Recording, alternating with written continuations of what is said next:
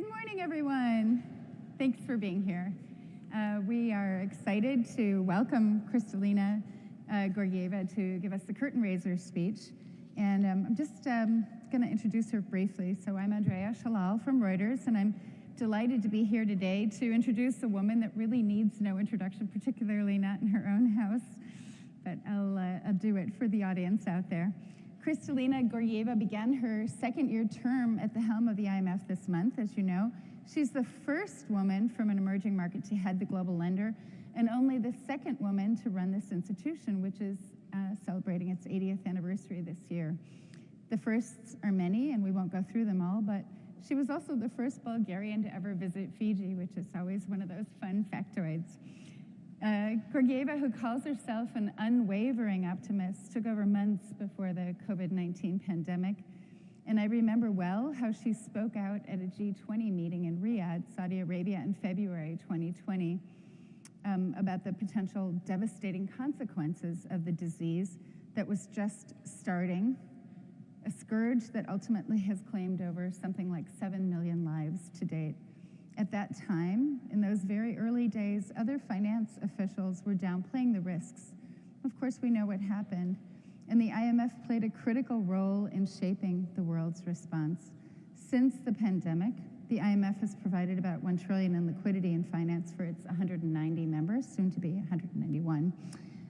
Georgieva brings a different perspective to this job of running the IMF than her predecessors.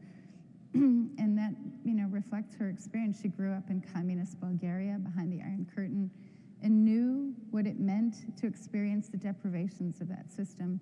She experienced firsthand the impact of structural reforms that she and that the institution prescribed. She wanted to study journalism, but was eventually accepted, but that was difficult to get into, I don't know why, but eventually was accepted into Bulgaria's Institute of Economics and quickly embraced the discipline as a useful way to understand and interpret our complicated world. It was like serendipity, really. She studied French, but went to Britain, later learning there about market economies, later writing the first textbook on microeconomics in Bulgaria, then working at the World Bank, then at the European Commission, returning to the World Bank to be its CEO. And since 2019, since October 1st, she's been the managing director here, just across the street, from the World Bank. Under her leadership, and I think many of you probably were in the room that day when she greeted the people here at the institution. Under her leadership, the IMF has adopted a first-ever climate strategy, sustained its first long-term lending instrument, the Resilience and Sustainability Trust. And just last year, the IMF increased its quota shares to member countries by 50% on an equiproportional basis. It also has added a third sub-Saharan African chair to the IMF board. And as you know, she's raised her voice for gender equality. In fact, one of the first events that she did upon taking over was a very large and well-attended panel on gender. She's called for greater attention to climate change, and despite the responsibility she holds, still manages to spend time with her grandchildren, a granddaughter and a grandson. I'm honored to introduce her now to present a curtain raiser for next week's annual meetings of the IMF and the World Bank. Please welcome Kristalina.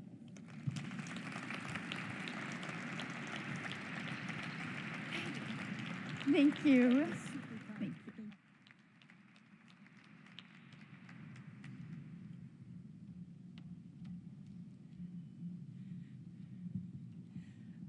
Thank you, Andrea. Very kind words. And good choice to sit down with the audience because when I speak, we would have a chance to see visually some of the points I make, and you are very well seated to do so. 5 years ago, in this very hall, I delivered my first curtain raiser as head of the IMF. At that time, my main concern was synchronized slowdown in global growth. Only months later, it paled in comparison with the sudden shock of the pandemic, followed by other dramatic events, the tragic wars in Ukraine and the Middle East, the cost of living crisis, and further fracturing of the global economy. Next week, the world's finance ministers and central bank governors will converge here to reflect on where we are headed, and what to do about it. And I would like to offer you a preview of what this conversation is likely to be. First, we will cherish the good news, and rightly so, because we haven't had much of it lately. The big global inflation wave is in retreat. A combination of resolute monetary policy action, easing supply chain constraints, and moderating food and energy prices is guiding us back in the direction of price stability. And this has been done without tipping the global economy into recession and large-scale job losses, something we saw during the pandemic and after past inflation episodes, and which many feared we would see again. But we didn't. Both in the US and Euro area labor markets, we see, just taking these two examples, we see cooling in an orderly manner. And let's pause and recognize this is a big achievement. Where did this resilience come from?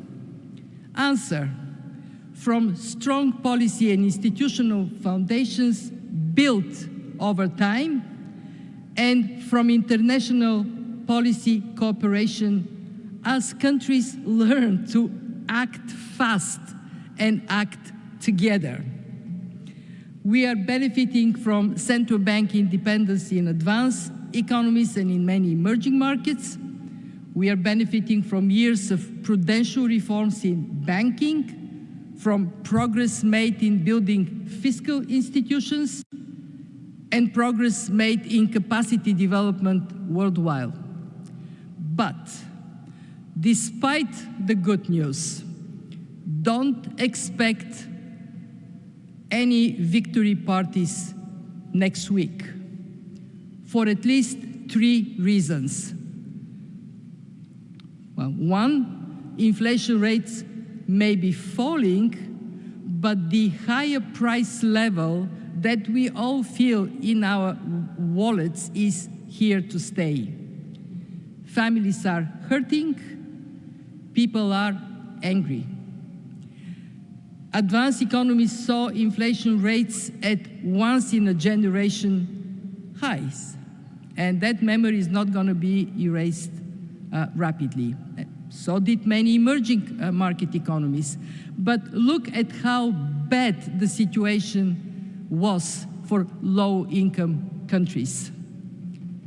At the country level and at the level of individuals, inflation always hits the poor the hardest. Well, 2, and even worse, we are in a difficult geopolitical environment. We are all very worried about the expanding conflict in the Middle East and its potential to destabilize regional economies and global oil and gas markets. Its humanitarian impact, alongside the prolonged wars in Ukraine and wars elsewhere, is heartbreaking, and it is harming confidence in the world economy. And on top of it all, this is happening at the time when our forecasts point to an unforgiving combination of low growth and high debt, a difficult future. Let's take a closer look. Medium-term growth is forecast to be lackluster. not sharply lower than pre-pandemic, but far from good enough. Not enough to eradicate world poverty, nor to create the number of jobs we require, nor to generate the tax revenues that governments need to service heavy debt loads, while attending to vast investment needs, including for the green transition. This picture is made more troubling by high and rising public debt, way higher than before the pandemic. Even after the brief but significant fall in debt to GDP as inflation lifted nominal GDP. And do please notice the shaded area on this chart. What it shows is that in severe but plausible adverse scenario, debt could climb some 20 percentage points of GDP above our baseline. What does it mean for fiscal space?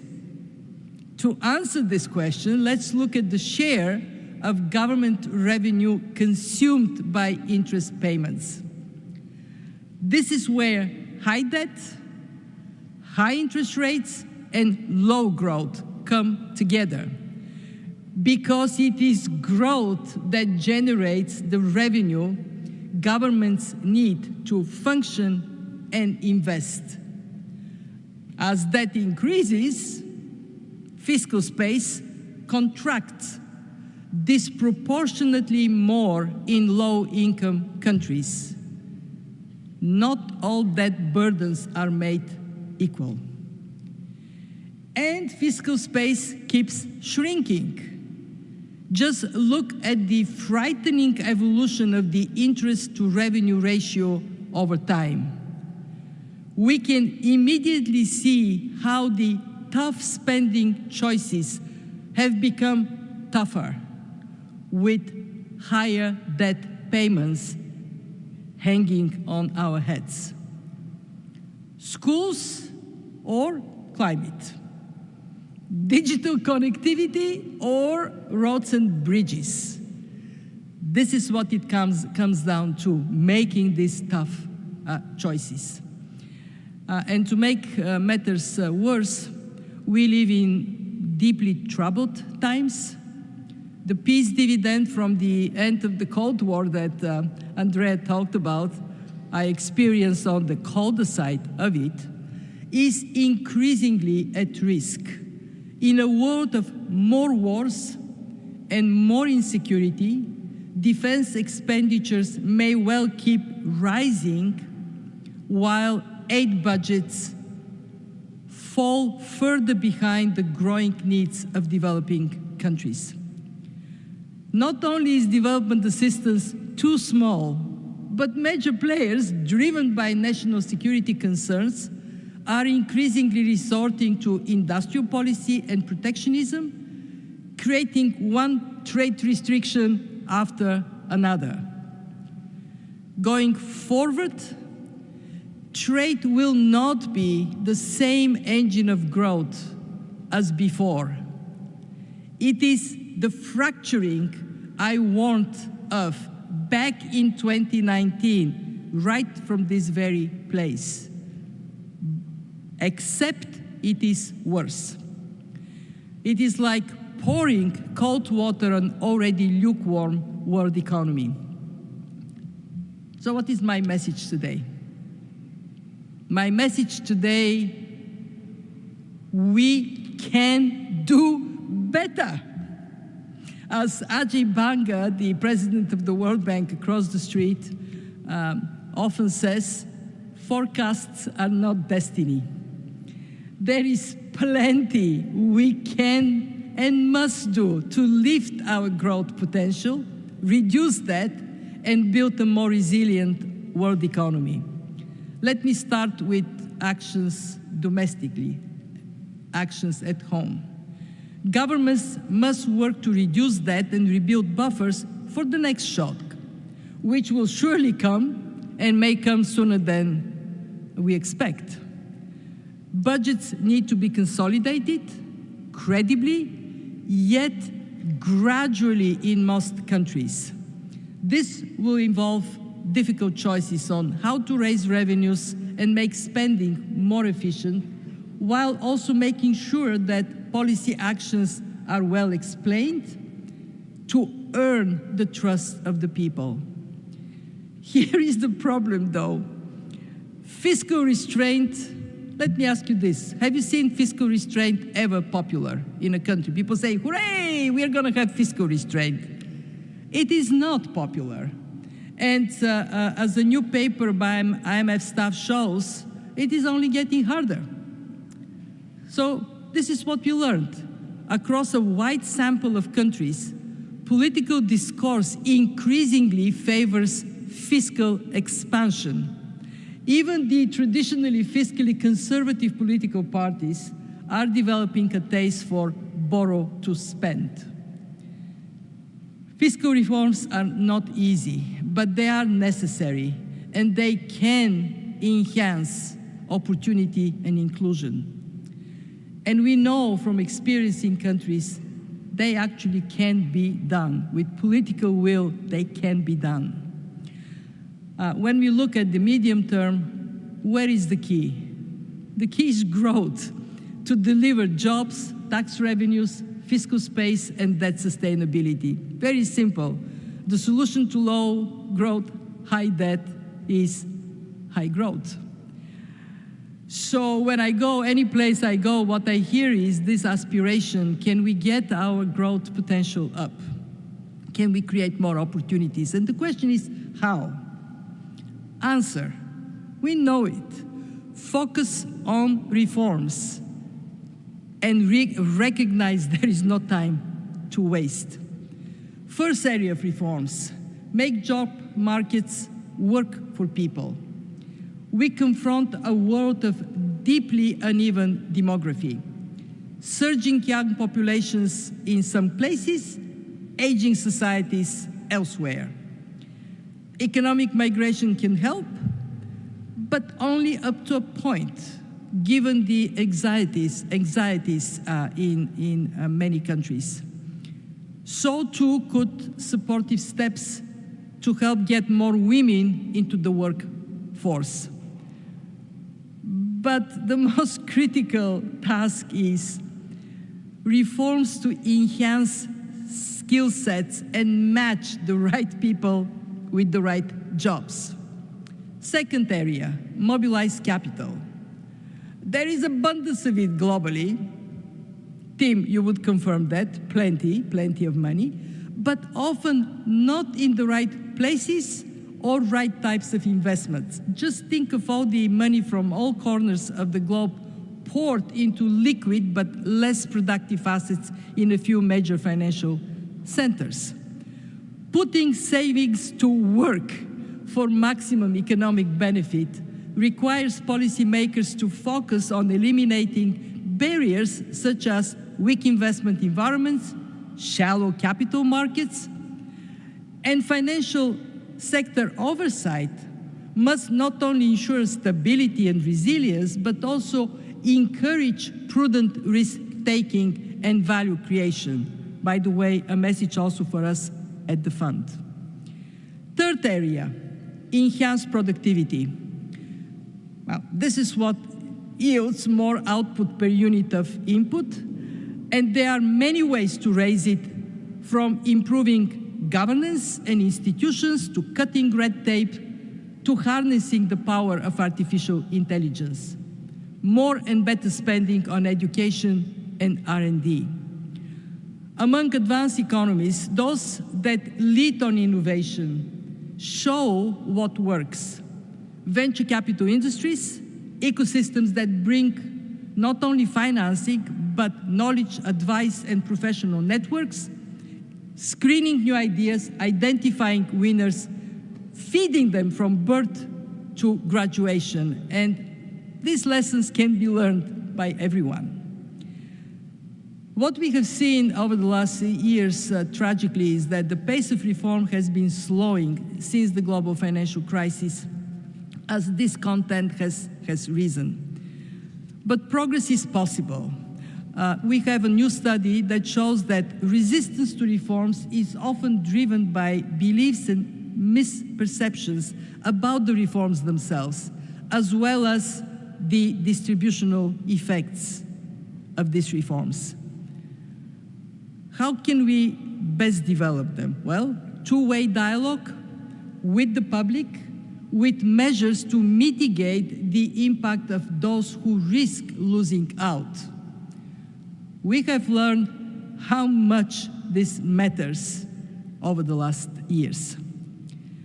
And as policymakers pursue reforms at home, they also need to look outward. There is so much countries can do together as members of the integrated economic community, each benefiting from its own comparative advantage. Each benefiting from the forces of technology, trade, and capital mobility that have delivered an incredible degree of interconnectedness.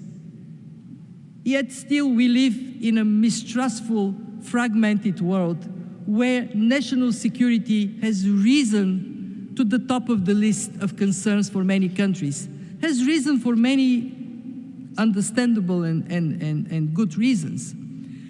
This has happened before, but it never happened at the time of such economic codependency. So my argument is that we must not allow this reality to become an excuse to do nothing to prevent a further fracturing of the global economy. Quite the opposite. My appeal during these annual meetings will be, let's work together in an enlightened way to lift our collective prospects. Let us not take the global tensions as given, but rather resolve to work to lower the geopolitical temperature and attend to the tasks that can only be tackled together. Trade, which has lowered prices, improved quality, created jobs, and is still showing remarkable resilience in the face of new barriers, often flowing around them via third countries. But we need to recognize redirection can only take us that far, and we cannot assume it will continue indefinitely. So we have to get on the page of protecting what works well in our trade system. Second, and this one is truly existential, climate. Countries that contribute the least to it are the most negatively impacted. Unexpected global warming moving actually faster than we thought. You read every book and it says, oops, we were wrong, it is worse. Glaciers melting, ice cap crumbling, average weather events have telegraphed a frightening message from the future. We know what we must do. Create fiscal space for the green transition, eliminate fossil fuel subsidies, get capital to where it is most needed. And three, artificial intelligence, our single best shot at a higher productivity. If it is managed well, it has the potential to lift world growth by up to 0.8 percentage points. With that alone, we are likely to not only reach our pre-pandemic higher average growth, but even potentially exceed it. Yet what we need is we need regulatory and ethical codes that are fundamentally global. Why global? Because AI is borderless. It's already on smartphones everywhere. I have a question for you. How many of you have ChatGPT on your phones? Raise your hand. How many of you don't have it? Okay, so there is some way to go, but it is not going to wait. This technology is not going to wait those of you who have not raised your hands. Please, go ahead, catch up. Bottom line is that there are areas where we need to work together. And sometimes we need to relearn to work together. And we at the IMF, we are born from this basic idea: pool resources, everybody is better off. We have a role to play. Andrea has already mentioned in my first term, it was anything but boring. It was a really hard time, and we have done a lot. We have injected historically high liquidity, $1 trillion, you mentioned this number.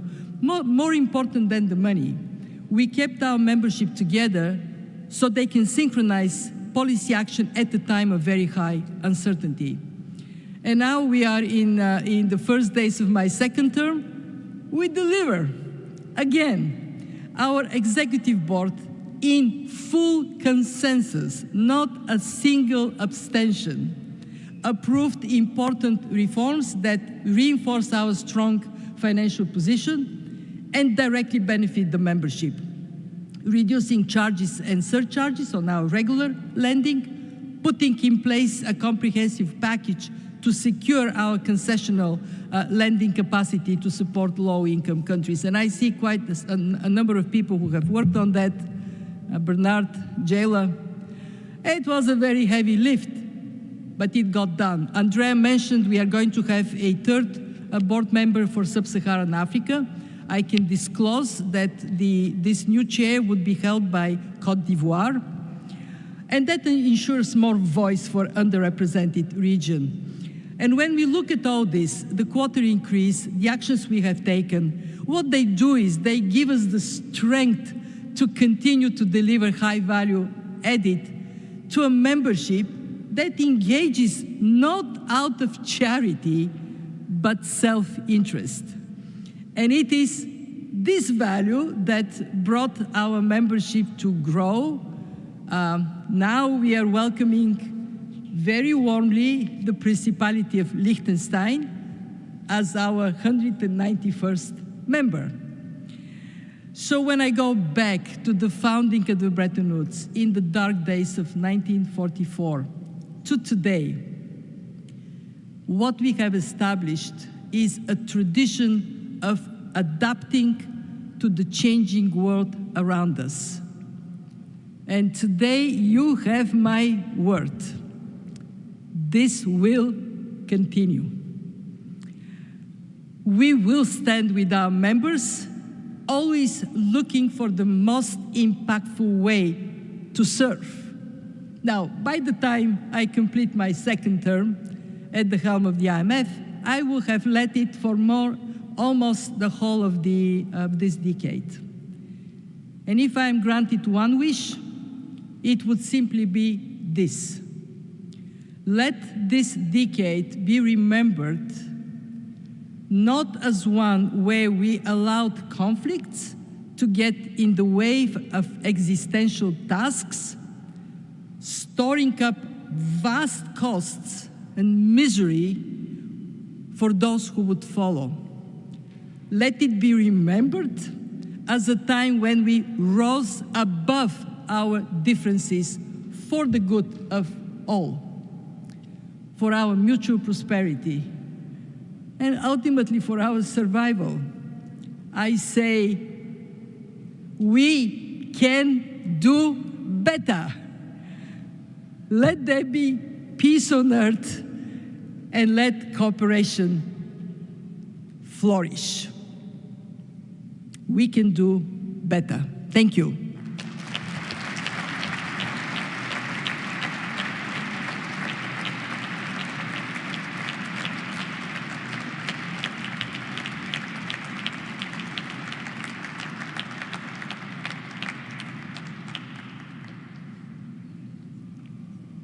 Well, thank you so much, Chris. So we are together here. Yes, terrific. Now we get a chance to ask questions, which is my favorite part. Thank you so much for that overview. I did want to sort of go into the big picture here. You know, clearly the global economy is facing tremendous uncertainty. You mentioned rising tensions in the Middle East, where we've seen just dreadful, horrific pictures in recent days and over the past year. There's Russia's ongoing war in Ukraine, rising protectionism. The chart was seeing that, the trade restrictions is pretty shocking, I have to say, seeing it visualized like that. We're also seeing major devastating weather events and with increasing frequency. And of course, you know, we're here in the United States where an election will decide many things in just a few weeks. As you prepare for these annual meetings next week, how worried are you about the global economy and the headwinds that we face? I mean, it does seem like the challenges are daunting and the risks are on the downside. This is a very interesting situation we find ourselves to be, because it combines better than expected performance of the world economy and risks to the downside. So when we are assessing the situation, what I want to emphasize is that incredible resilience we have demonstrated, Andrea, over the last years, and especially in this last year when we were fighting inflation. It does come from years and years and years of investing in strong institutions and also investing in the world having channels of communication, ability to engage. And this investment, I don't think is gone. It actually, we will see it next week continuing. My expectation is that we will see governors and ministers coming here, living outside their differences. I mean, the line I would use is leave your trade war out, leave your Cold War out. If, God forbid, if you have a hot war, leave it out. And if you have a proxy war, leave it out. And engage on the important policy choices that I just outlined that are very pressing for us. It's a mixed picture. When you look at the world, and just in a couple of days we will come with the growth projections, what we see is, compared to historical performance, China is slowing down, India is accelerating, and some other parts of Asia accelerating. The US is doing quite well. Europe can do better.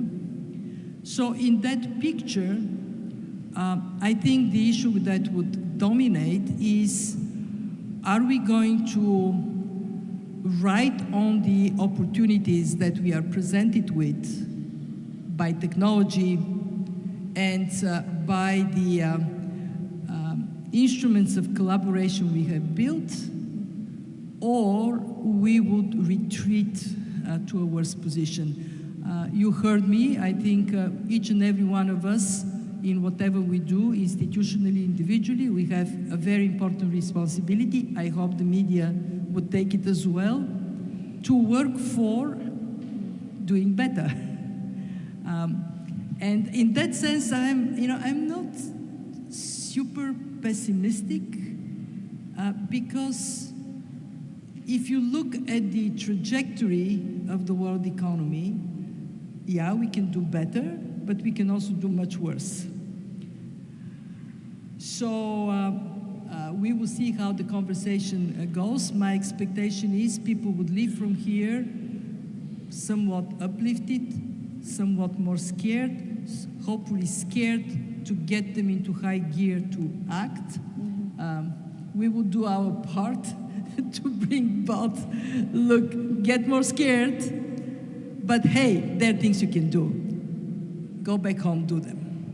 Well, that brings me to another question, which is, you've outlined ways that policymakers can bolster what you call lackluster growth forecasts by improving their fiscal situation, whether that's through raising taxes, reducing and boosting revenues, reducing debt, enhancing productivity. But, you know, as your paper shows, doing that is hard, really hard to get through. What's your advice when you meet with the ministers from countries that need to implement those often very painful reforms? In 2 words, buckle up. I lived in a country that has gone through tremendous structural transformation. It is painful, but then you reap off the benefits from it. And when you look around the world, there are these shining examples. I mean, look at Brazil. Brazil started in 2017 reforms of the labor market, then they went into tax reforms, value-added tax reforms. What we see from the data is that growth in Brazil is boosted by somewhere between 0.3, 0.5%. That is significant. Or you look at the performance of India over the years. Remarkable. India was a country in the 90s where you cannot make a step forward because of red tape. Everything needs to be permitted. Permits require, they breed corruption. The country doesn't move. Look at India today. It is a bright spot on the world horizon. So the question really is how to generate that determination and then go to work. That's, I do not want anybody to walk out of here thinking that it is doom and gloom. It is difficult. But there are actions that have been taken by others. You can do it as well. Okay. I have to say that it's difficult not to be pessimistic or fatalistic about the low growth, high debt conundrum. I mean, it just seems like it's getting worse. So, given the high levels of uncertainty, all the risks in the geopolitical environment, where do you see opportunities for hope? You mentioned AI. How significant of a factor can that be, and can we shift the momentum there on this debt issue? So there are, on the issue of that, there are 3 things that need to be done. In countries that are in situation that is not sustainable, we know what needs to be done. That needs to be restructured. I am encouraged to see speeding up the restructuring process. The Global Sovereign Debt Roundtable is helping to get consensus on some of the policy issues. Ethiopia, if you look at the speed with which Ethiopia moved to restructuring vis-a-vis the first country, Chad, it is night and day. The second thing that needs to be done on debt is to get governments to think about their fiscal consolidation over time. We worry of too fast tightening because you have to find this balance between you're still supporting growth in the economy, but you're getting fiscal consolidation in place. We actually very actively and loudly tell countries, yes, consolidate credibly, but do it over time so you don't suffocate your growth potential. And 3, there are things that can help economies to grow. I mean, look at the enormous impact of the green transition and the digital transformation. It is powering up parts of the world in a way that is just amazing. And then when I think about my concern around what is going on, the distance between those who do well and those who don't, unfortunately, is growing. So what we used to be in a world of convergence, now we are in a world of divergence. So pay attention not only to yourself, pay attention to others. And this is where this whole conversation about trade restrictions, industrial policy comes into play, because you throw cold water on the economies of others. Guess what? The world economy is shrinking. The pie of which you are part would get smaller. So a bit more rational design of policies, and this is where the fund comes, because what we can do is show what are the costs, what are the benefits, in the most transparent way for policymakers to make their mind.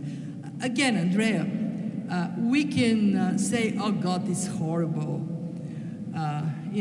Let's go home and lie in bed and cover our heads and go to sleep. Or we can say, this is a tremendous challenge.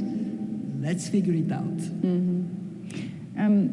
When during your first term, you pioneered some work that was important in terms of addressing the needs. You mentioned the RST and also you helped set up the Global Sovereign Debt Roundtable just to sort of help particularly China as the largest creditor, but others also work through the issues involved with debt restructuring. What's your next initiative? Where do you see opportunities really, or do you just keep? I'll tell you. What we focus at the fund right now are three things. Number one, make sure that this soft landing we talk about actually happens everywhere. Mm-hmm. Because let's not forget, we have a fleet of soon to be 191 planes. They all have to land softly. This is, I don't take that for given. So that work on helping countries with monetary policy, understanding what needs to be done, stays high. Mm-hmm. But then move the attention to the fiscal side and help countries in this fiscal consolidation that many of them have to do it wisely. Do it pro-growth, not growth suffocating. So that's one big thing. The second one is, if you come to the fund, almost every day there is a discussion around growth, structural reforms for growth, how do you lift up productivity, what we can learn from one country, transmit to the other. For us, yes, we are about monetary policy, macro stability, but let's remember our articles say for growth and employment. And we are very keen to see that ability of countries to grow enhanced by the support of the fund. And three, we are in a world where the changes technologically are so rapid that we risk new shocks to come for which we have a blind spot.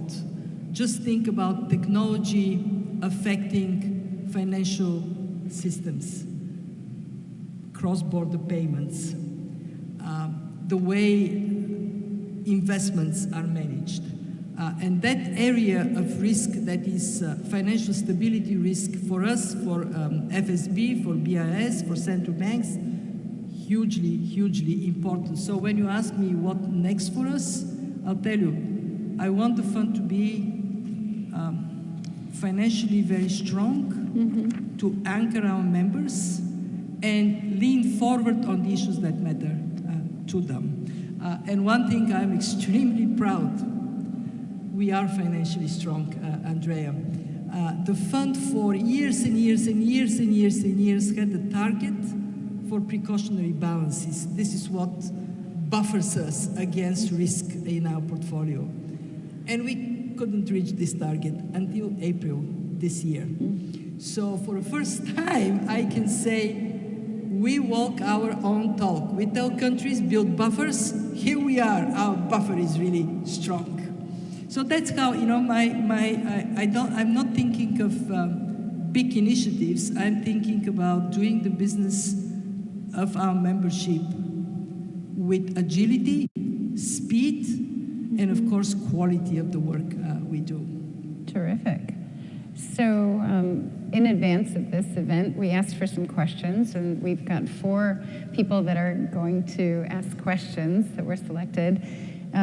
Let's start with you, Fred. Ken?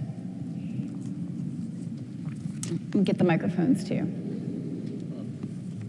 Madam Managing Director, thank you for that really remarkable presentation. I want to, Fred Kemp from the Atlantic Council, I'd like to drill down on global trade. Your global trade alert, your quote, trade will not be the same engine of growth as before. You said that in 2019, you're saying it's worse. So my question is, how much worse is it getting? And you talked about we can do better. I wonder if you can get a little bit more specific. If you look if, a lot of countries see it in their self-interest, whether it's Chinese overcapacity exports, whether it's tariffs in the EU or the US. Self-interest sometimes overcomes what you're arguing for, which is global trade, coming together. Where do we start? What changes this trajectory? The first observation I would like to make, Fred, is that trade has slowed down, but has not gone into reverse. And when you look at the reason for it, it is primarily this very deep interdependence that has been built over decades. What is important to recognize is that it is now mostly advanced economies that are leading the way on restrictions. In the last 18 months, there have been 4,000 industrial policy measures that impact the free flow of trade. 4,000, 60% of them come from advanced economies. So can we work rationally to determine where this is genuinely grounded in national security concerns or in market failures? Yes. Jayla, who is sitting right next to you, her team just published a guidance note on industrial policy. So the job for us, and it defines when it is justified, when it is not, how do we measure costs and benefits, and how we build this in our regular surveillance work so we can help countries make decisions in the future that are grounded in sound analysis. This is our job. And then comes the reform of WTO. It is not going very fast, but it is also not dead. How can more momentum be built practically to make the WHO more acceptable for members? And I put actually a lot of hope on that. What we see as regional cooperation. So you have the world cooling off a little bit on global cooperation, but at the same time, we see ASEAN, Gulf Cooperation Council, countries that are linked by interests, for example, some of the commodity producers. We see in Africa more interest in building Africa-wide free trade arrangements. So how can we use different pathways to build better prospects for growth on the basis of trade continuing to function, although it's not going to be the same engine of growth as it used to be. You, the Atlantic Council, you have also a role to play because you do a lot of this analysis of comparative performance. I think we have to be, one thing I would advise against is don't take it for granted that, oh, well, this is how it is. Make the analysis, show the arguments, better days would come. But these are the three things. One is make sure people understand the implications of measures they take, especially industrial policy measures, and we can help. Make sure that obstacles to the functioning of the global trade system related to WTO are removed, and look at the other drivers of collaboration and trade, especially in regional settings. Let me just follow up on Fred's question, and then we'll go to a few more questions. But it occurs to me that, when you talk about inflation coming down and prices staying up, it's one of the big drivers of the discontent. But isn't the same thing sort of true with trade restrictions, that once they're implemented, they're really hard to dismantle? Going away, going back is always harder. Andres, one of the main messages of this industrial policy piece I mentioned is, it says, whatever you do, make it temporary. Build an exit door. Don't make it so you cannot leave it. But you're right, occasionally this is the case. Since you mentioned inflation, why are we concerned about trade restrictions and protectionism? Because actually, who pays for it? Who pays for tariffs? It would be the businesses and the consumers, mostly in the country that has created the tariffs. And also, what we see is that there is 3 out of 4. If this is to happen, in 3 out of 4 cases, there would be retaliation. So somebody's going to get hurt because of this. And I think our job is to show that you may have benefits here, but there may be costs there that outweigh these benefits, and help policymakers think through this. So it's not thoroughly. It's not a panacea. No, it is not. I mean, there is no silver bullets in very short supply. Terrific. Let's take a question from Homi Karas from Brookings, please. Great to see you, Homi. Thank you so much for the overview. So you talked about countries worrying about getting growth going again, and many countries are worried about the impact of climate on their growth, and they're looking to implement adaptation measures. At the same time, they're worried about the buildup of debt. So I just wanted to ask, how do you view balancing those two kinds of risks at the same time? And should we be using tools like cost-benefit analysis to say, this makes sense for adaptation spending? Much of that's going to have to be public spending, especially in developing countries. We did a fairly thorough analysis on how to finance adaptation, mitigation, and the transition. And one obvious conclusion was, you cannot borrow your way through this problem. It is not possible. So you have to think about ways in which, this is why I'm so much emphasizing the importance of growth. You have to find ways in which you bring more dynamism. And here is an interesting, and unless you do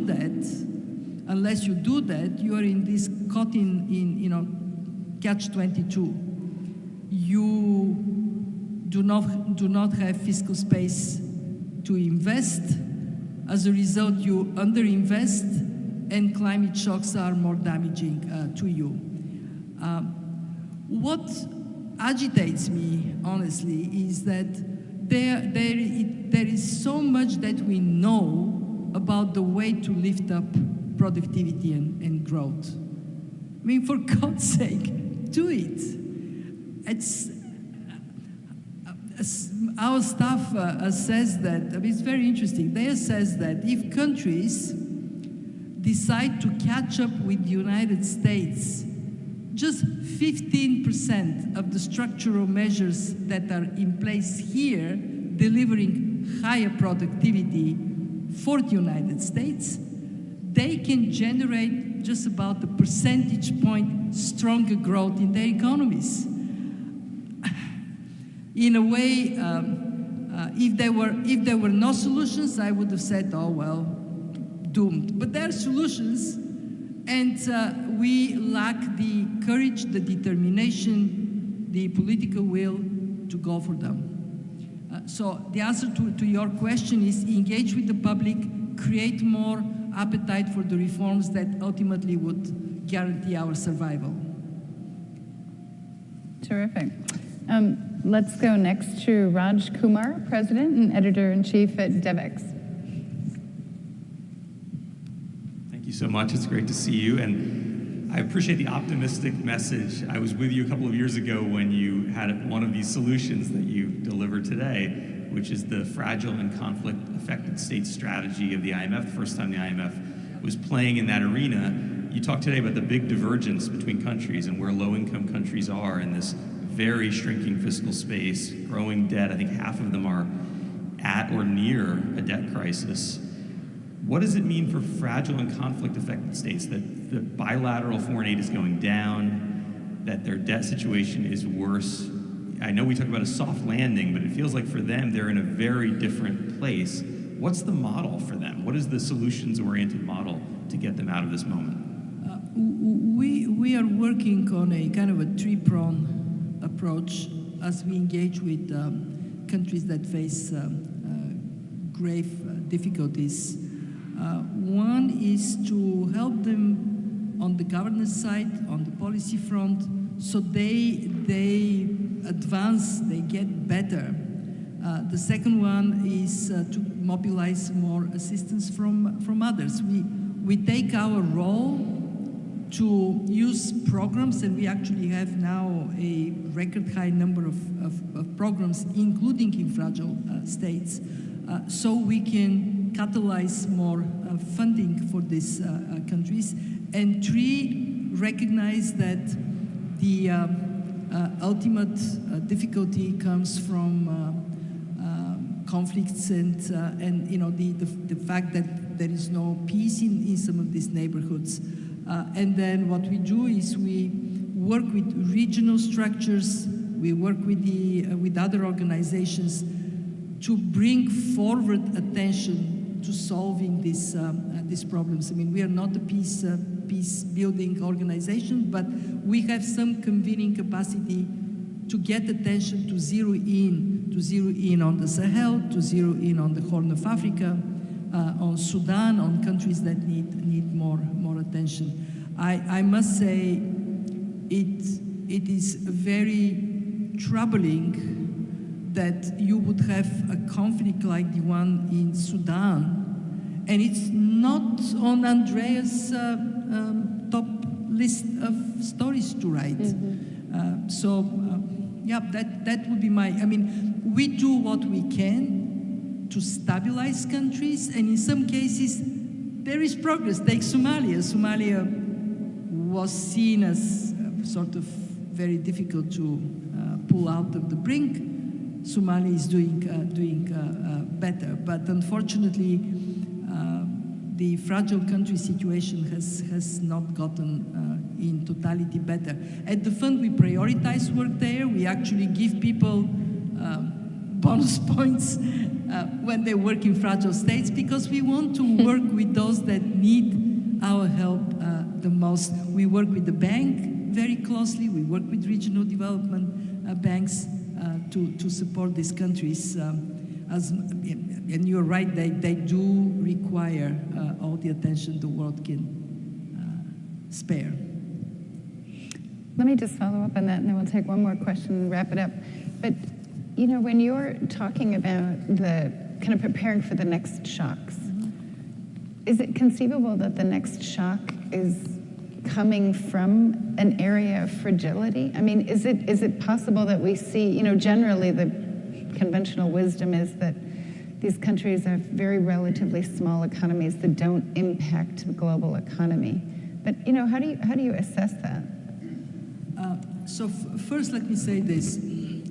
You asked me what, and I didn't quite answer your question, what I want to be my big thing in my second term. It is actually to teach us and then help our members to think of the unthinkable.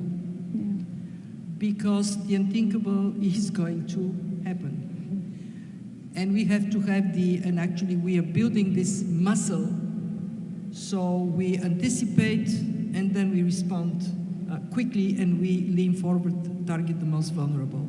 Could that be unthinkable that comes from a small country? Of course, this is possible. If you get a small country developing terrorist capabilities in a world of technology where drones can go anywhere, yeah, small country can cause big trouble. Yes. So how do you counter that? Well, you counter it with the tools of development. You make it so that countries actually have opportunities and alternatives to doing something unthinkable. I was, as many of you know, I was humanitarian crisis commissioner for 5 years.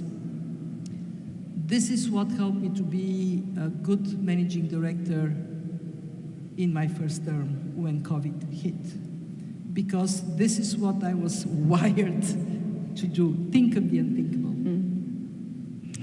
Let's go now to Jordan Schwartz, who's Executive Vice President of the Inter-American Development Bank. Thank you so much, Jordan. Thank you, Andrea. A question about cooperation, since that was the call for engagement at the end of your speech. I think over the course of your tenure at the fund, we've watched the institution evolve further from one focused traditionally on balance of payments adjustment, fiscal management, to one ever more concerned with the impact of finance, whether it is climate change or productivity, vulnerability, and equity, some of the points that you've raised. And that's brought, I think, the IMF closer to the multilateral development banks and ourselves closer to the fund. I was just wondering if you could give us a sense of where you see collaboration going across the international financial institutions. I mean, it is very important that institutions do what they're best at and do not venture in areas where they don't have comparative advantage. For us at the fund, what we are best at is to take the vital signs of each and every economy and then identify areas of risks and opportunities for these economies, in particular with regard to risks associated with balance of payment, which is our origin. But as the world has become more complex and interconnected, we cannot separate balance of payment needs from policy choices countries make. We have to think about those. And there we find it very useful to partner with organizations that have deeper sectoral knowledge. I'll give you one example. We have the Resilience and Sustainability Trust, a long-term financing instrument to create fiscal space for climate policies, adaptation, mitigation. We benefit tremendously from your work, from the work of the World Bank, in understanding what are the key parameters for the climate performance of a country. Where is the intensity of emissions? Where is vulnerability to shocks? So then we can draw from there macro policy conclusions and integrate it in our own work. Frankly, I think for all of us in the multilateral financial institutions, stand up and be counted. If we are not seen as delivering value for our members and not seen as working together as one, the attitudes of society towards us are not going to be fantastic. So it is a matter of every single day show that the world is better off because of our collective cooperative existence. Well, that's a wonderful note to close on. Thank you so much for the curtain raiser speech and this really illuminating discussion. Thank you, everyone. And thanks, Andrea. Thank you. Thank you. All right. Thank you.